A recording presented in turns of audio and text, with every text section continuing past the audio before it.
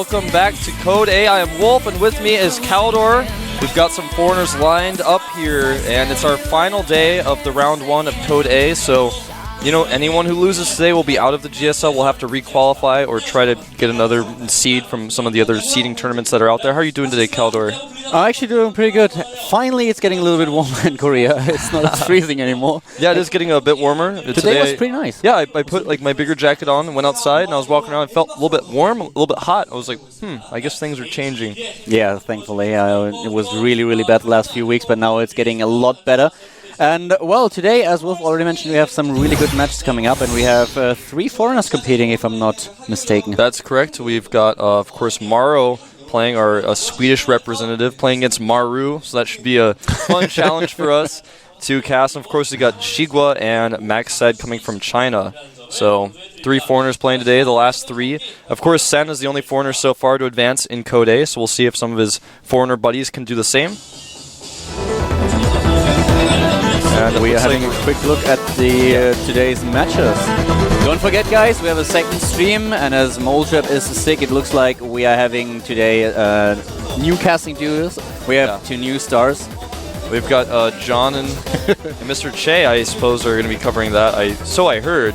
Yeah, apparently. They tweeted about it earlier, so I guess that they will be covering the second stream. And those are the matches. These are our results from day 2. We've got Ryung, Anyang, of course, Ryung taking him out 2-1, Taeja 2-0ing My Way with some, unusual games. Go back and watch those. I recommend seeing kind of a different strategy out of My Way that didn't really work. Of course, Ace actually thrashed Lovesick in that series. And then finally, JYP barely edging out Life. Life actually had him down on the ground, choking him, but JYP battled his way back, was able to get out of there, barely escaping, moving on. The only a player from a foreign team, I guess, to advance so far, besides Sen. And here are today's matches. Of course, we've got Bung Bung and Tassadar, ASD, and Alicia Brown, and Lure. Lure, a player who's been around for a while, hasn't really gotten recognition. He's on that new team, Rising Stars. And of course, Polt versus Crater, all of these will be on the other stream. Exactly. Those 4 games will be streamed by Mr. Che and John. And the games that you will be able to watch on the main stream today is Killer against XiGua. It's our Protoss versus Zerg, followed by Hero against Line, aka Sorsin. We have Keen against Maxat, and of course Morrow against Maru. Morrow being a youngster, I don't know, how old is he, 13? Something like that. I think he is, 13 in American age, or non-Korean age, I guess you should say. It's a different aging system here, and Morrow himself is actually quite young. I believe he's 20. 19. 19? At least that's what I was told today. Yeah, I think that actually is correct. But yeah, he's quite young. He's been staying with us. Also, just recently graduated from his school to come out here, if I'm correct on that. Yeah. So that's pretty cool to see Morrow out here. Morrow's always been like a top player in StarCraft 2. He was quite well known in StarCraft 1 as well, but in StarCraft 2, he really made a splash during the beta and the early start of the release. But recently, of course, has not been doing as well, and not as dominant as Morrow used to be. But we'll see how he does here. Of course, our first match will be Killer, recently made teamless, who fell down from the up and down matches against our Chinese Zerg, XiGua. The one thing that we have to note when we talk about Killer is that when he was losing his up and down matches and also his matches in Code S, it just came into play that his Protoss versus Protoss is just so unbelievably bad. He really struggles in mirror match, but today he's up against a Zerg player. And we talked to him a little bit earlier. He is quite confident and he knows that today he has to win. XiGua is definitely not a pushover. The Zerg player from China is a force to be reckoned with. So Killer will definitely not take him lightly, but I still think that the Protoss player, the teamless Protoss player, has a slight edge over his opponent. Absolutely, I definitely think he has much more experience. XiGua's probably nervous. It's not his first time playing in Korea. He did play in WCG and made it all the way to the finals there. So remember, this guy's a WCG runner-up. He did get completely stomped by MVP in that finals, but he made it there. He had a journey to go through, and he was able to break through. Our first map is going to be Daybreak, and I think that's a pretty good map for Killer. See how he does here. It would be a shame to see Killer lose in the round of 32, or round of 48, I should say, and fall out of Code A. But there are a lot of fans in China rooting for XiGua here, so we'll see who's going to take Game 1. The GSL Code A with Caldor and Wolf.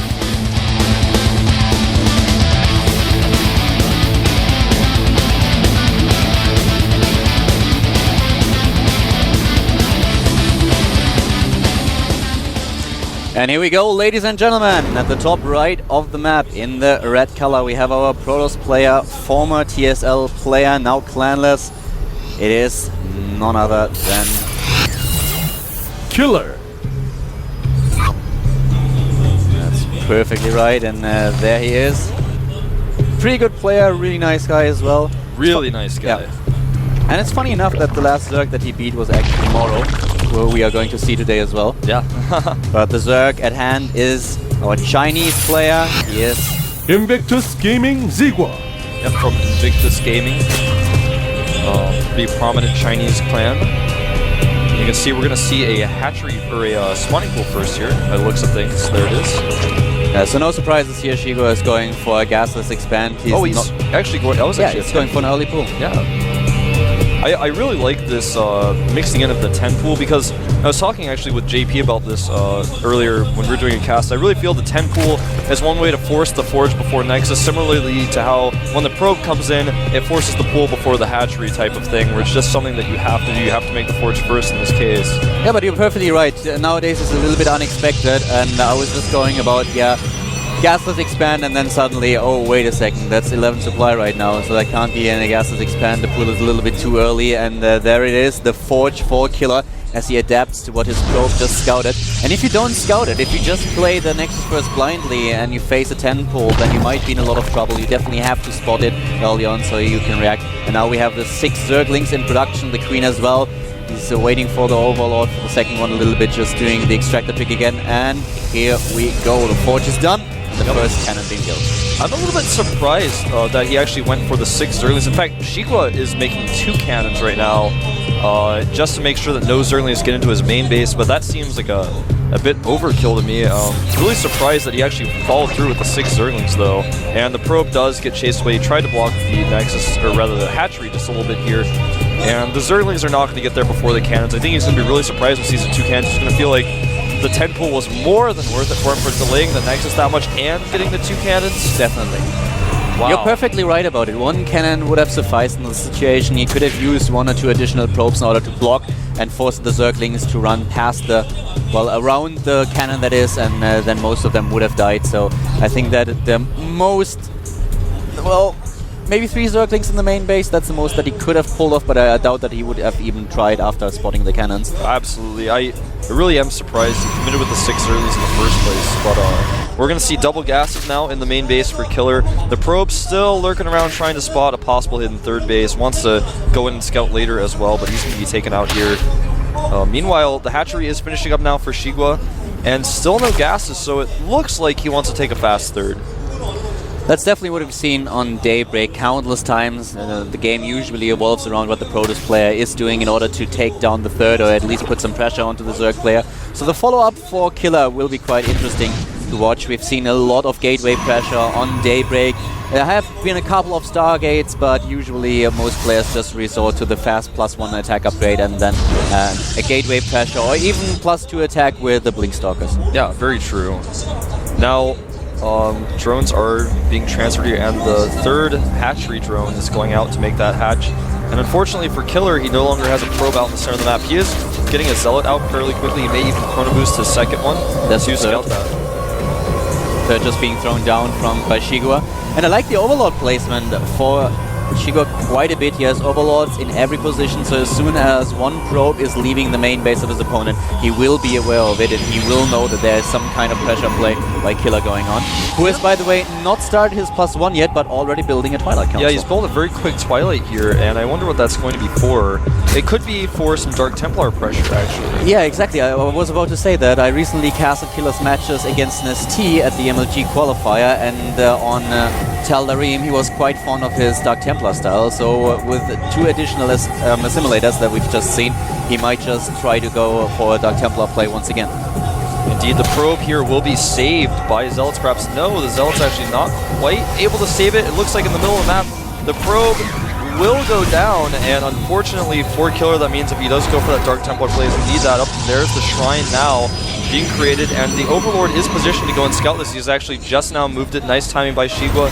but the pathing on the Overlord is actually incorrect. He won't see this if the Stalker finds the Overlord very quickly here. And it should. Yeah, he should be able to stop this. The Zergling is still being chased away here, and it looks like our probe is going to be able to position a pylon out in the middle of the map. He's trying to hide it here. The Zerglings know what's up, though, and he's desperately searching. Once you see the probe once, you know there's going to be a pylon trying to be built out there somewhere on the map. And XiGua already realized that Killer is really desperate to place the pylon outside his main base, so he just now starts to build additional Zerglings. He already has like 20 of them. Is getting the speed, Roach Warren, N+1 on their way.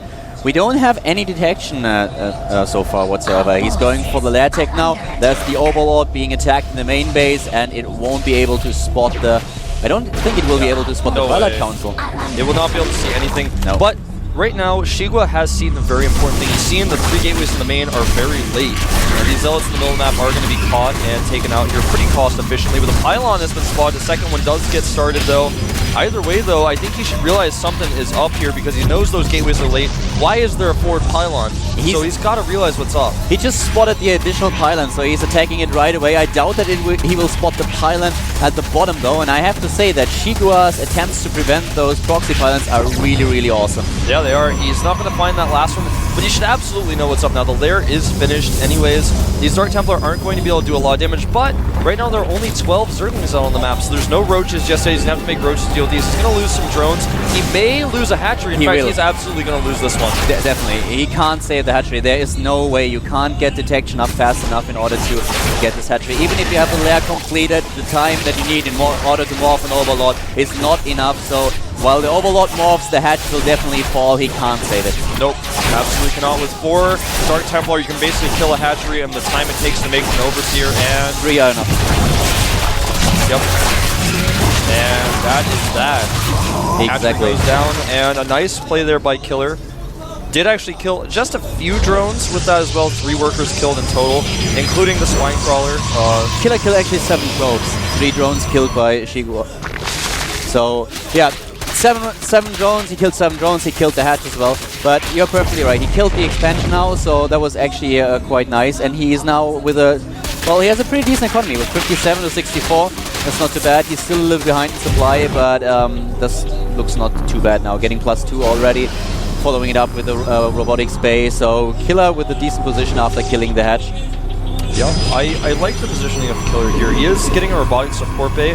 Now that's kind of a little bit scary considering that he hasn't really seen any roaches. He has no reason to believe his opponent has gone Hydra Tech, you know, even though he's gone Roach Tech, he doesn't know if Spire is on the way or not. So I think he saw them. Didn't the roaches attack his I guess Templars I guess his roaches did come in at the last second to get those roaches, that's correct. But either way, I'm a little bit surprised he's going for the robotic support bay tech so quickly without getting Blink. Oh, we have the Hydra then coming up. Yeah, that's interesting as well. Did you mention that already? Oh no, I did not. I did not have a Hydra. You just talked about Hydras, didn't you? I talked about Hydras, but I didn't mention the den. I said he hasn't seen any yet. Okay.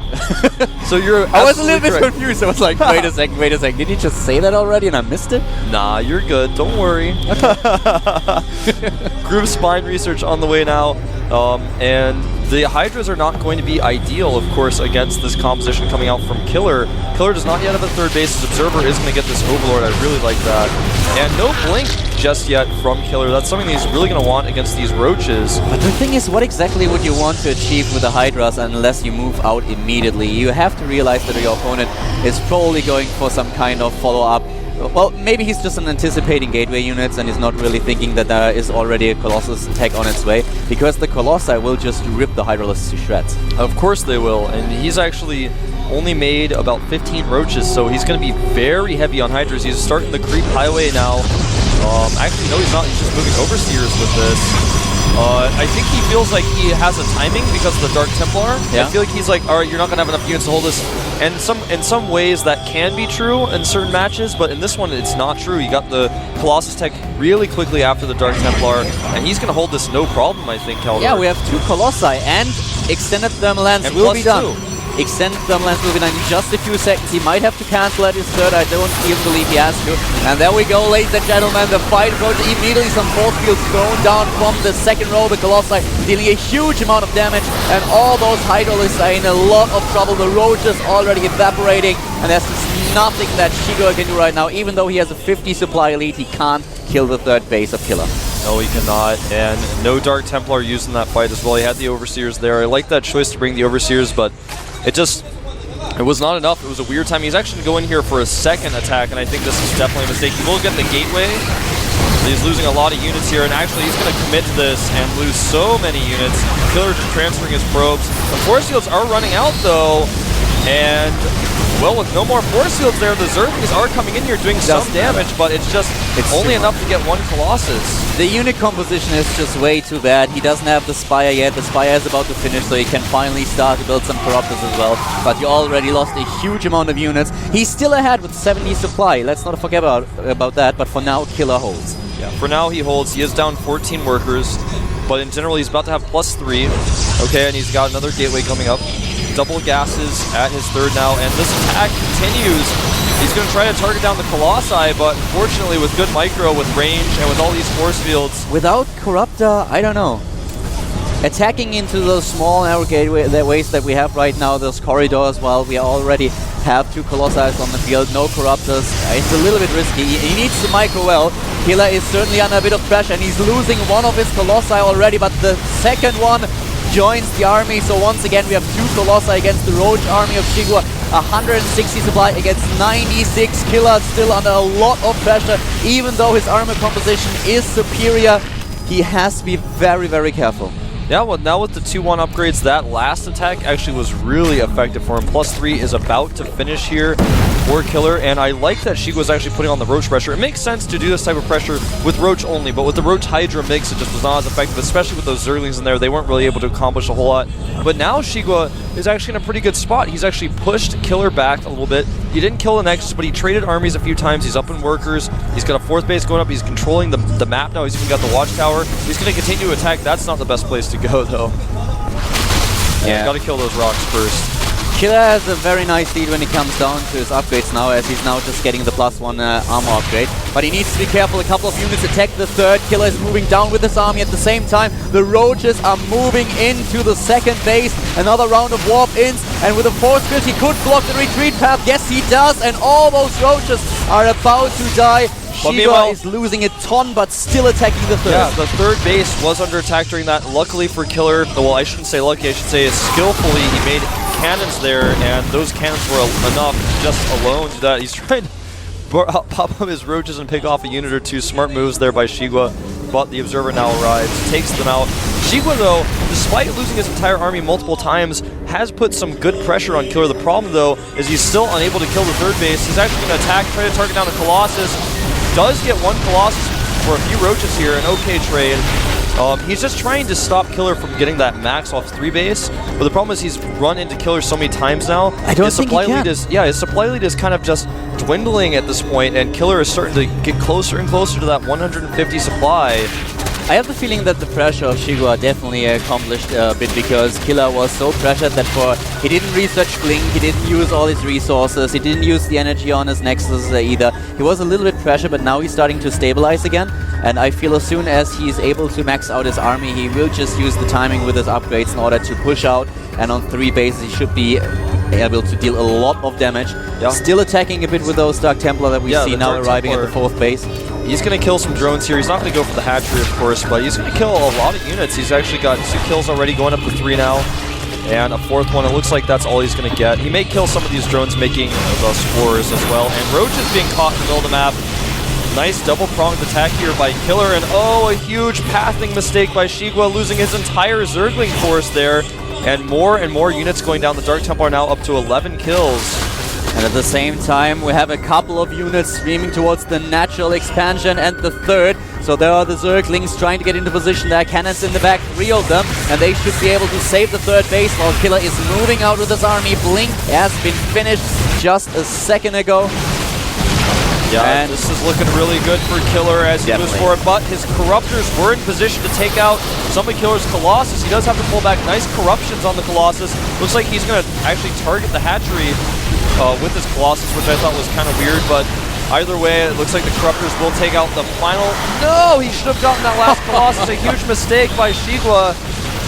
And XiGua looking really in almost an unwinnable position at this point, losing this base and losing his entire army. Killer looking strong here. The one thing Killer does not have really going at this moment is he doesn't have armor on the way. He's going to lose his Colossus here. And these Zealots are not going to be the ideal unit he wants to fight Roaches with, but yeah, with good force fields, I guess they're okay. Yeah, definitely. Killer is just in a position where he can now attack his opponent's army head-on, and XiGua does not have those bases, that economy that he needs in order to trade armies with Killer. So even though he's still ahead in supply, Killer is just now winning ground by the minute. He's doing a very, very good job, even tacking up to the Templar Archive, going to get some high Templars, and of course the Archons as well. Very nice position for Killer now on 3 bases. Absolutely, Kaldor, and it looks like he's going to clean up this final Roach force in the middle. Nice Blink Stalker micro, and I feel like XiGua may have to, he's going to have to pull off a miracle here to really get back in this game. He does actually take out that Stalker force. He's done a great job of using his Burrow constantly. There, you know, if you use Burrow, in some cases, if the Observer isn't there, it's like, oh, well, okay, that didn't work out. But he's always trying, and the Observer several times has not been there. He's been able to save a Roach force here, a Roach force there, and, you know, he killed all the Zealots off with those Roaches while the Zealots were out of position. So XiGua's been doing everything he can to stay in this game, but the problem is he just needs a better economy. He's now trying to take the center base, but this attack, I think, should force a cancel. Just to give you an impression of how wasteful XiGua actually is with his units. He lost 25,000 resources in this game, while Killer only lost about 16,000 so far. So Killer is playing a lot more efficient than his opponent, and he might still be down a little bit when it comes down to the overall supply, but the army composition that Killer now uses with all the upgrades that he has is just superior to what XiGua tries to use to take down his opponent. And here we go, once again attacking the third, killing the Nexus would be quite the accomplishment, but Killer is happy to trade bases now. Yeah, he's just aiming for his opponent's third with his Colossi and stock armor. He is going to lose this Nexus. I'm surprised Killer has not warped in DTs for defense. There he goes, warping in some DTs because there's no Overseer here. And so back at the base, the Overseer does join the army. You guys haven't seen it, but the Nexus will go down and the forward pylon will fall as well. But I definitely feel that Killer has the better composition here. He's actually going to possibly catch all these drones. And I'm trying to find, yeah, the drones have escaped now to the center of the map, and XiGua is going to go for a trade, but the problem is Killer still has some units back at home that are slowing down this push, whereas the units that come out of the hatcheries for XiGua are just all instantly dying, and these drones have not been controlled. They're actually heading back home. A huge blunder by XiGua, and he is going to lose the majority of his drones, if not all of them now. Killer is heading back. He realizes that he can attack his opponent, that he can take on the forces of his opponent, so he's going to retreat back into space, trying to defend it. 93 supply against 106 in army supply. We have a nice lead for Killer. It's about 5 supply, taking down one of the Corrupt. The Corruptor actually escaped with like 1 hit point. Yeah, 1 hit point left on that Corruptor, and the drones have been pulled here, and they're actually going to come with this fight, but to be honest, Killer can actually just blink away. He doesn't have to fight this right now. He just has to assault arm it. Just play it safe at the same time, and Killer is demolishing the main base of his opponent. There's just nothing left for XiGua. Only 2 Zealots now taking on the lair, while the rest of the army is trying to retreat, trying to get back to the main base in order to help the Stalkers, focusing down this Hydralisk and Roach army of XiGua. And the Nexus remains alive, Kaldor. That's something that's really important here because he's not being revealed. These pylons are actually going to be hidden wherever he wants them to be. And XiGua now starting to lose some of his Roaches, blinks back the Stalkers. And with the Archons joining in the mix now, I just do not see him. Yeah, I don't see him being able to win this game. There is no Corruptor left. No Antia whatsoever. And we still have 3 Colossi and the Archons that you just mentioned also. I don't see XiGua win this game. He put up a very, very nice effort. Killer was pressured about the entire time. Really nice pressure by the Zerg, but in the end, it's just not enough to deal with this army. We have the force fields, we have the Archons still blocking, and in the back, those Colossi deal a huge amount of damage. That's the GG as XiGua falls down to 9 supply and leaves the game. Yeah. I feel like Killer definitely outplayed XiGua in almost every way in that game. The pressure from XiGua was good, but he overextended himself in some ways, and the first attack was really the mistake. And I understand his thought process. He's like, oh, you went GTs, you actually made 4 of them. That's a lot of gas. You probably won't have Colossi. And also, he probably is thinking, what if I went fast Spire or something? You know, you're likely not to have Colossi. I think that's a smart thought by him, but it didn't work out. And the timing was not there as he thought it was. And that huge push, that huge commitment to all that gas on the Hydras just didn't work out for him. Then he continued to use Roaches, which were being more effective. But if he had been more successful with that first wave, I think he could have taken the game into his hands at that point. On the other hand, one has to say that Killer was also a little bit lucky. That Overlord that we've seen that was taken down by a Stalker just missed the Twilight Council. And I don't think that he had to spot the Dark Shrine itself. Even if he would have just seen the Twilight Council, he might have just built one Spore Caller as a precaution. And then without the third base dying, Killer might have been in a lot of trouble. I agree. And you know, another thing that was kind of weird, I feel like XiGua should have picked up on this, is that he saw the gateways being added super late, okay? And he also had no knowledge of a Stargate play. There were no Void Rays taking out Overlords. He should have known Dark Templar is up. The second he saw those gateways, he should have been like, DTs, there's nothing else that makes sense, unless he has a fast third or something crazy. The gateways were way, way, way too late, so I think maybe just a poor reaction by XiGua, but either way, he played a good game there. Killer definitely, I think, the favorite to take the rest of the series, though, based on his play in that first one. And you can see XiGua in his expression right now. He's looking like he's very frustrated with the results of that game, and I think that's also why he probably stayed in it as long as he did. He's probably just trying to gather himself together here. And this is his first performance in the GSL. Of course, he's going to be a little bit nervous. Yeah, he put up a valiant effort, and as I already said before the first match, Killer has to be careful. XiGua is definitely a player that can win a couple of matches, so he should not take him lightly. And the next map is going to be Metropolis, ladies and gentlemen, which is not the best Zerg map. Let's see if Killer can actually capitalize on this fact.